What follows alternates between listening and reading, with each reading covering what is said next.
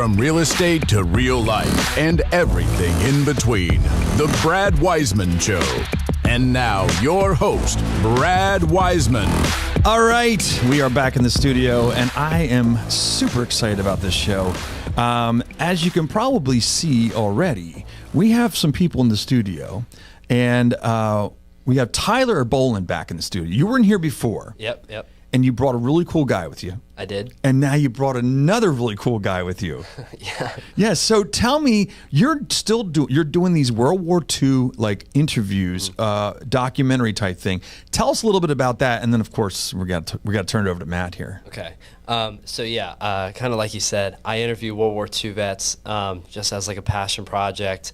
Yeah, I've been doing it for like 3-4 years now. Yeah. I have a Jeep. I drive them around in the Jeep. I've seen the Jeep in our neighborhood. Yeah. Yep. So That's just not any Jeep. What kind of Jeep is it? a World War II Jeep. Yeah. It's cool. It is cool. But yeah, I interview vets. I record their stories, so everything's recorded, so it's not lost to history. And I just document it down for their families and future generations. Yeah. So it's cool. I love what you're doing. I think it's totally amazing what you're doing. So do you want to introduce who we have here today? Sure. Yeah, why don't you do that for us? So today I brought Matt Gutman, or Matthias Gutman. He and I are really good buddies. He's a 99-year-old World War II vet who served in the Pacific Theater. My great-grandfather was in World War II, and he was a Marine, and Matt was his Higgins boat driver in the Pacific. So that's Matt and I, our connection. Oh, so you have a connection. Is this how the connection started? Yeah. Did not know that. I didn't know that you had a connection. No. That's how you started doing this. Yeah. It was your great-grandfather or grandfather? Great-great-grandfather. He was involved in the age. Would you say the Pacific? Age of Pacific? Yeah. And and you knew him. No, I didn't know him. You didn't know him? Well, no. He didn't know at the time it was my grandfather. Gotcha. Okay. No, I didn't know him. No, I don't think he was around yet. I'm pretty sure. That's a good point. Very good point, Matt. But yeah. No, but so you're saying that so the two actually were in the same place at the same time. Correct. Got it. And that's where you started this passion of getting to know World War II vets. Yeah, that's what sparked the whole thing. Amazing. How many do we have at this point, vets? In the country, there's about 120. There's 120,000 left. So we have one of 120 sitting right over here. Yeah, that's right. That's awesome. That's awesome. Matt, welcome to the show.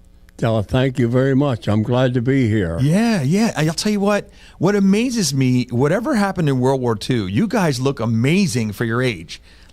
Seriously, you're 99 years old. I don't know. It happened. It just happened. It just happened. Yeah. I never thought I'd attain that age of 99. Right. Never would I say that I'd last that long. Yeah. Well, you did. You're here. But here I am. So tell me, everybody's going to say this, I'm sure, and then we'll get into your past and what you've done and all the awards and stuff you have. What do you eat something that you think makes you live better, or are you drinking something? Is there some kind of secret sauce that you use? I'll tell you, Brad, if it was, I'd make a lot of money. Well, that's why I'm asking you, because we could all make a lot of money. We could split it between the four of us. We have Hugo, if Tyler, you, it'd be perfect. I had no idea. No idea. All I know is I'm still here. You're still here, and you're doing great. You're really doing great. Thank you. Yeah, absolutely. So let's go back. So when did you enlist you were in the Navy, correct? Yeah. I enlisted after I graduated from high school in 1943, June of 43.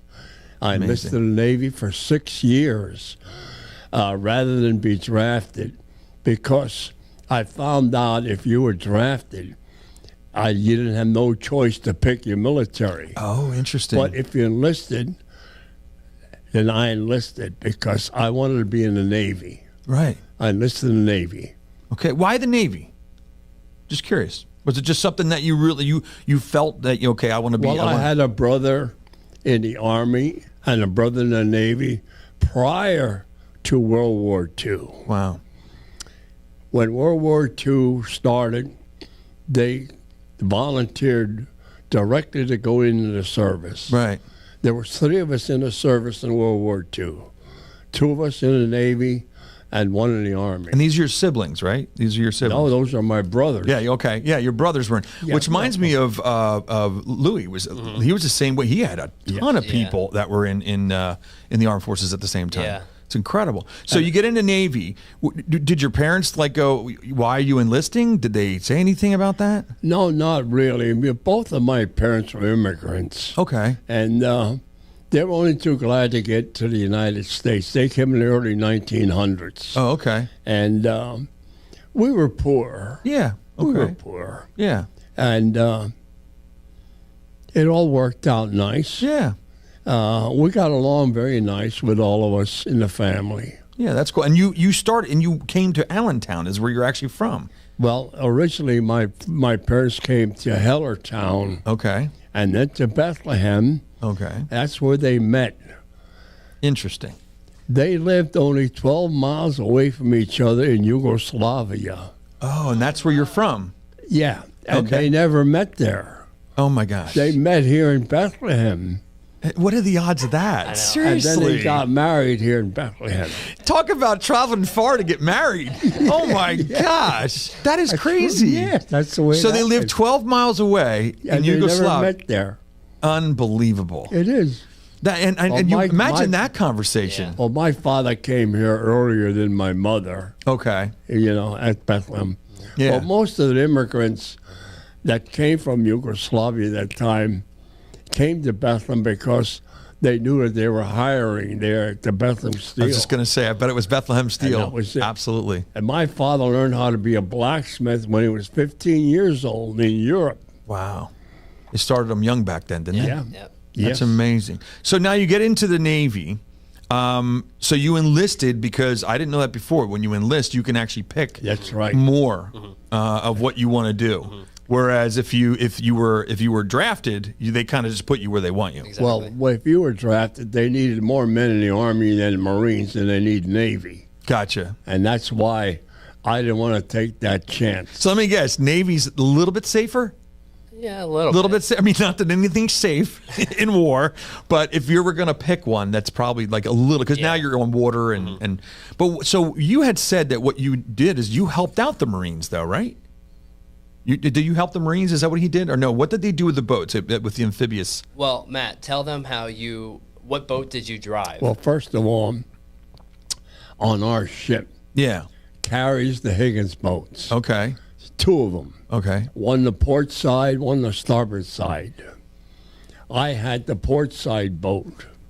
I was in charge of that boat when we made the landings. Gotcha. I carried 35 combat Marines and 4 of us sailors in that boat when we landed and beached these troops. Yeah.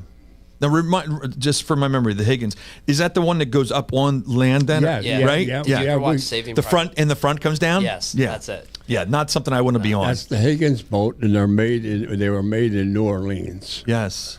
And I revved that boat real fast. Is that how you got it up on the sand? On a sandy beach, I did that Yeah. so that we could knife into the sand. And then, so the next wave coming in wouldn't be able to broach the Oh, boat. yes. I see what you mean. Or if the wave was too heavy, we could throw an anchor out first, Gotcha. so that once the tail end would broach, Yeah. you're licked. You couldn't get out. Get out of It's here. finished. You're finished then at that point? You're finished. Yeah, because boat is useless. Oh, geez. You'll never straighten it out again. Wow. Yeah. So we had to be very trained for that. Yeah, well, the anchor would be a good idea, like you Yeah. said, because you throw that out, and Well, then it that way depends on how. Yeah. Some of the ways were. Yeah. Yeah, but some were different places, different islands. That's incredible. Yeah, he's cool. Yeah. And this is what you did. You actually were the one that was on there and just jamming it into the sand. I transferred these Marines in the beach to make the invasion Wow. That's incredible. under fire. So While I'm coming in, I'm seeing artillery shells coming out at us. Oh, my And it got gosh. closer, mortar shells. And then once we're near the beach, Bullets. machine gun firing Unbelievable. all the time. And up in the air, you have our airplanes fighting Japanese planes and complete roar of noise, ammunition, I'll tell you. When you're in that moment, do you think, oh shit, this could be the end? Are your kitchen and bathroom remodels a little overdue? Well, now's your chance to call First Response Contracting. John Sellers will take care of you. 484-256-7136. They do residential and commercial, and they're licensed and insured. Give them a call at 484-256-7136. Well, the first one, I was scared, and I was scared after all the others. And for the reason was I might not survive that day. Yeah, exactly. And after one or two of these landings, I'm thinking to myself, my number's probably up the next one. Oh, my gosh. That's In crazy. fact, it got to the point when I wrote to my girlfriend, my girlfriend in Allentown, I told her, I says, her name was Arlene. I says, Arlene, you know what? I may never be able to see you again. If you have a man friend or anybody at home, go make friends with them, because I have a feeling that I'll never return. I already accepted that in my brain, that I will never get home. And I accepted that. That's amazing. And I was scared at every landing. Yeah. Mostly in Peleliu or Okinawa. Yeah. The Philippines were a little more silent. Gotcha. Yeah, because you were involved in the Philippines too. Yep. So what were you doing in the Philippines then? Same kind of thing? So he landed 6 different invasions. The first one was Peleliu. That was his own separate island. Okay. That one is like it's a really big one. And then there were 4 islands in the Philippines. Leyte, which he'll talk about, that's one of the islands. And then Okinawa was the last one. Okay. That's a big one. Oh, yeah, Okinawa. Yeah. I think we know that one. Yeah. 4 invasions in the Philippines: Leyte, Mindoro, Lingayen Gulf, and Subic Bay. Yep. And then Okinawa. Okinawa, we landed that on April 1st, 1945. Wow. And that was VE Day. Easter Sunday morning. Oh, okay. I was in the first wave. Wow. And guess what? What? Not a shell was fired at us. Interesting. Nothing. Calm. First wave landed. Second wave been landed. Third wave been landed. They left all of our troops land on that island before they fought. Why is that? They were hunkered in down in there. So is that a strategy of some sort? It must have. Like get them all off, get them here first, Yeah. and then we're going to... Because they were hiding in the tunnels. They were in the tunnels and caves. Oh, my gosh. They'd only come out to fight when it was to their advantage. Smart. Yeah. It's smart. You got to tell them. Yeah. That's amazing. Unbelievable. That was amazing. Because that's the largest island in the Pacific that we invaded. Yeah. That island's 73 miles long and about 8 or 9 miles wide. Wow. Amazing. Well, how did those combats turn out? Like that one there. How did it turn out then at that moment? Well, Matt, tell them about Peleliu. What happened? Well, Peleliu, when I made the landing, I was told to stand by to take the wounded out to the hospital ships. Through me doing all this, our ships that invade the island go out to sea. Yeah. They don't stay there overnight. Right. Well, I was too late to catch up to my ship. Oh, no. My ship was ready to go. Way out in the Pacific somewhere, I don't know. Yeah. And I tried to follow it, and I couldn't keep up to it. Oh, jeez. So I had to come back. Just you on the boat? Just me and the boat and my boat crew.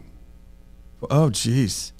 This doesn't sound good. So we had to stay with the Marines overnight in the beach in foxholes. Wow. Now, in the foxhole that I was in was 2 Marines and me. Right. I had no ammunition, no guns, no nothing. I only wore my helmet and my life preserver, which I always wear. Yeah. And I spend the night there with them. So they had to be there to protect you then, obviously. Well, I mean, the one gave me a knife, the other gave me a hand grenade in case I needed it. And he still has that stuff. do you really? Yeah, my son John has them. Wow. And everything was fine. I thought maybe there might be a bonanza. A lot of times they did that at night. Yeah, they come in. But everything was quiet, and we relieved each other. Two could go to sleep while one watched, but do you sleep? What was my watch? Do you really sleep? I didn't sleep at There's all. no way I'm sleeping. No. I would be awake the whole time. We were listening all the time to see yeah. if somebody rattle something. So did you leave the next morning then? The next morning, the ship come back. Thank God. And I came back with my boat and my boat crew. And the crew was glad that I came back. They thought that maybe I was done. Oh, yeah. Yeah. Oh, that's amazing. And I was glad to get back story. on the ship. Well, yeah. I think I'd rather be on the ship than in those holes. That was at Peleliu. Now, why wouldn't you carry a sidearm? They didn't have you carrying a sidearm when you were on the boat? No, sidearms is the only time I wore a sidearm is when I had the duty watch on the quarterdeck. Okay. That's when people come and go. Mm-hmm. Gotcha. Then we had a 45. Yeah, right. Other than that, we had no guns. Wow. I never fired a rifle. I was assigned combat duty on a 20-millimeter gun on the ship. Oh, geez. Okay. When I wasn't landing troops, that was my duty. Okay. On a 20-millimeter. Well, that's a pretty nice gun. Yes. Yeah. So at Leyte, one of the islands in the Philippines he was at, that was when the Japanese really started using kamikaze planes. And he shot down 3 kamikaze planes. Wow. And they almost hit him, right? Yes. You shot him down from that 20 millimeter. Yeah, on the 20 millimeters, yeah. Well, I can't say that I shot him. But everybody was shooting at him, but still. Was shooting, yes. But one almost came into you after, because they just go towards you, don't they? Yeah.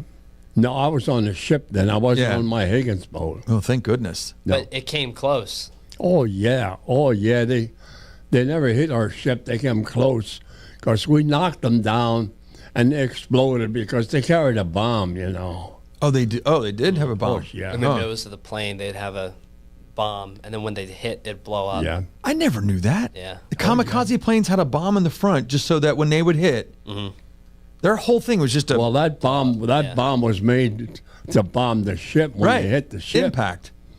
Unbelievable. They say, I've heard stories before that you could actually see the whites of their eyes. Yes, yes. They sacrificed their life for the emperor. It's amazing, right? They knew because they gave them enough gasoline in that airplane to go one way. That's it. That was it. Wow, incredible. Unbelievable. So what else? What other stories did you want to tell? Well, you have a very big sword. Yes. Matt, tell him about this. The samurai sword. Yep. That happened after the war ended. Okay. Our ship was assigned to hit one of the 2 islands, disarm the Japanese. Right. And they knew we were coming there to do that. So I was one of the ones that went ashore to disarm them. The first thing we did, we had them bring all their rifles and their ammunition and explosives down to the beach. Yeah. We piled them up high. They loaded their boat with this. Yeah. I was instructed then to take their boat out to sea with 4 other Japanese and my crew and out to sea about 3-4 miles. We had the Japanese throw all that into the water while I was still maneuvering, so it wouldn't be all in one pile. Yeah. On the way back, I seen one of the Japanese come down the road with 4 others. Oh, boy. And I noticed he was still wearing his samurai sword. I quickly went over to him and I said, these are exact words I said. I said, sir, you will not need this anymore. And I unbuckled it from his belt and I brought it home, and there it is. Oh my gosh! And that's the sword that's here in the studio. Yeah. Brad, I slept with that. I ate with that, and I protected that all the time on the ship so no one would steal it. That's incredible. So that's that's legit. That's the real thing right there. And That's this the wasn't real just thing. made in like World War II. So like they would. It's old. Yeah, it's like George Washington old. Do you remember that Japanese that was at the Reading Air Show? Yeah. He started explaining everything. Oh, no way. You somebody that was there actually could explain it? He took it all apart and he found like when it was made, who made it, that sort of thing. Oh my gosh, So, that's like, incredible. It's in the handle. So it's like 1700s was when it was. Wow. That's incredible. That's a great story. Yeah. I'd like to thank our sponsor, Brandon Moyer of Made to Be Clean Cleaning Services. They use low toxic cleaning solutions to make your home or office clean and healthy. Made to Be Clean, your hive, our purpose. 484-509-7197. That handle is coral The white. reefs. Oh, is that what that is? That's coral, yeah. Yeah. Oh my gosh. It's in really good shape. Yeah. I mean, Oh, it's very good shape. yeah, it's amazing. I often wonder if it was used. You mean if somebody went through somebody? Yeah, or chop. Oh, jeez. That's heavy. It is. Oh, I bet. That's heavy. It's amazing. Very cool. Hugo, be careful. Be careful, all right?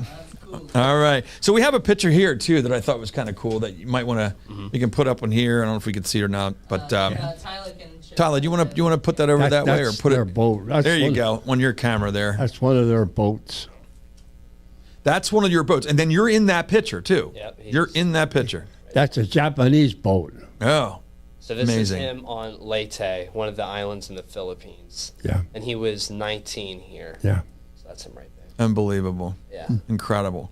So tell me a little bit about you. So now you talked about a girlfriend. Was that who you ended up marrying or no? No, I married. My first wife was Bernadine. Okay. We had the 6 children. 6 children. So you had 4 boys and 2 girls. Yeah, the second marriage, she already was married and had 4 children, and I had my 6 children. Yeah. Wow. That's a lot. Yeah. Yeah. So now I have 3 stepsons because one died, Okay. and she had 4 sons and one died. So we're equal. Now, what about grandchildren, great grandchildren? You have to have some About great 9. 9. And 3 great grandchildren. Unbelievable. Yeah. You realize how lucky you are to be able to see that? Pardon me? How lucky, how fortunate you are to be able to see that the generations. Believe me, I'm so grateful. Oh, yeah, I I'm can grateful. see. And we're grateful, too, for you for your service also. I thank God every night that He let me survive so long. Yeah, it's very and cool. have such a wonderful life. Now, any of your brothers and sister, any brothers that you have that are still alive? No, No. my whole family is dead. Okay. Except me. Yeah. The only thing I have left is stepsons and sons with Yeah. their, Amazing. That's So it. we got a bunch of medals up here. Maybe, Tyler, you can show us what's going on there, too, because it's amazing. He's got all kinds of medals. So, let's glare. There you go. There you go. Look at that. So, this is Matt when he was 18 when he first enlisted, and then this is him when he retired. So he served 22 years total. These are all his medals. There you go. There you go. Yeah. All his medals. That's his dog tag right up there. Yep. That's his amphibious emblem. Yep. So like he would wear that like on his uniform type thing. Yep. So yeah, that's his That's like amazing. little display case. It's kind of cool. So, as far as stories go, as far as being in combat, all that stuff, what was the scariest time? Was it that time where you went to go back to the boat and you couldn't, and they had already left? Pelalo. That was the scariest? That was the worst. One of my first and worst. The first and worst. First and worst. I can't imagine the feeling that you had realizing that the mothership is gone and you're on your own. Yeah. That is scary. Well, sure. I wonder what the hell am I going to do? Yeah. There's only one thing I can do is go back and land. Oh. Then when I'm on land now, what the hell am I going to do? Well, you're a sitting there? duck. And I have nothing on me, no guns, nothing. Oh, my gosh. That's incredible. I thought that maybe I'd be captured, Yeah. Thank goodness But it you all were. worked out. It all worked Isn't out that great. something how things work out like that? You're definitely on the good It's not side. staged. It's just ain't staged. Yeah, it's It amazing. just happens. What other stories do you? Anything else you want to talk about? You had pets on your ship. Yes. Pets. I didn't know you were allowed to have pets. We had a dog named Margie. It was a female dog. It wasn't too big, medium size. Yeah.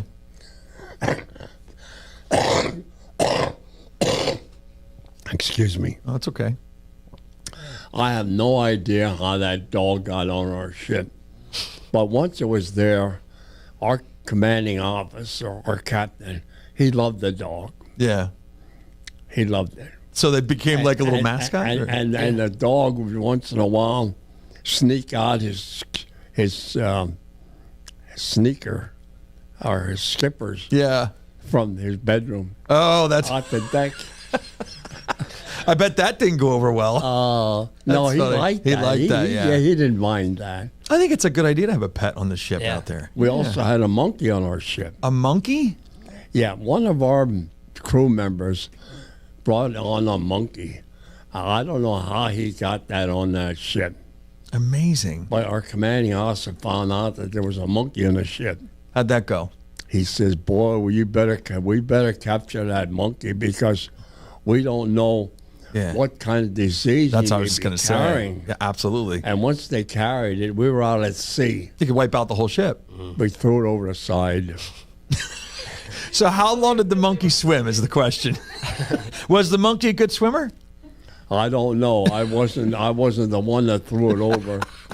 That monkey was having a great day until all of a sudden somebody just threw him over. The monkey, I don't think, swam very good. No, I don't think so. I definitely don't think so. Ask him what he fed the dog. What'd you feed the dog?